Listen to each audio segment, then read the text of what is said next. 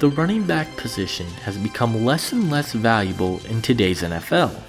It is a very undervalued position, and it's very volatile, especially in today's NFL. Teams are going with a running back later in the NFL draft than they have in years past, with the exception of 2023. The 2024 NFL draft has a few solid running backs, but there isn't that one superstar guy who stands out in this class. One of the most popular names in this class is Michigan running back Blake Corum, a guy who has absolutely lit up the college football world over the past 3 years, and in today's video, I will discuss what I like and what I don't like about the young running back.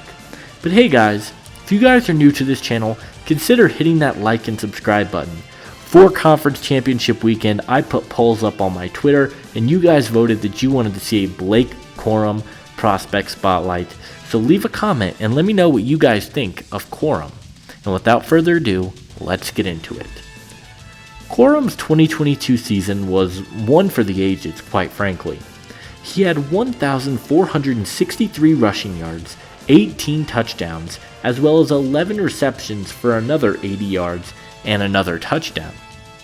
Unfortunately, his season was cut off short due to an injury, but he was a legit Heisman candidate for 2/3 of the college football season.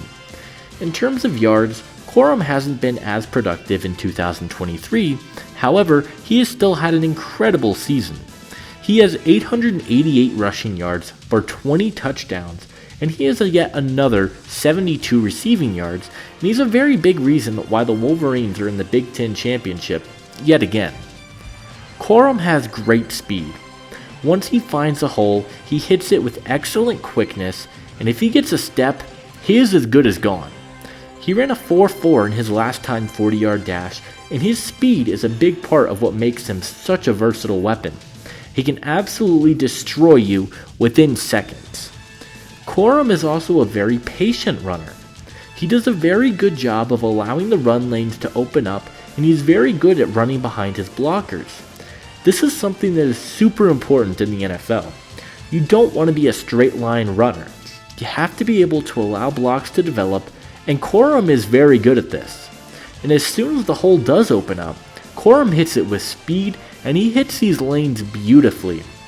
He has really quick feet, and he has an incredible jump cut that he uses to bounce outside or bounce from the outside back inside, and he has showcased plenty of moves that make him hard to stop, including spins, trucks. He's got it all, and he's got a ton of moves in his running arsenal. Lastly, despite a smaller frame, Corum is a pretty powerful runner. He hits the lanes hard, and he is constantly turning his legs, fighting for that extra yardage, and that is a great thing to have. He's very hard to tackle, and he's a very powerful runner, which are all things that are going to benefit him in the NFL. As much as there is to like about Corum, there are some serious areas of concern with him. For one, it's him as a receiving back. Through his collegiate career, Corum has 51 receptions for 366 yards and 2 touchdowns. That is less than ideal for a stud running back, especially in today's NFL. You need a running back who is going to be able to be a threat as both a runner and a receiver, and he just hasn't shown the ability to do that. He has a very limited route tree, and he's been pretty unproductive as a receiver. Secondly, it is Corum as a blocker. He's just very inconsistent. You need running backs to be able to help on blitzers, and his blocking just wasn't good enough, and that's an area I am not thrilled about going into the NFL. I don't even think Michigan's a big fan of it, because a lot of these plays, especially clearly passing downs, they would bring in Donovan Edwards, who is a better receiving back and a better blocker, and I just don't see Corum having that in his arsenal in the NFL.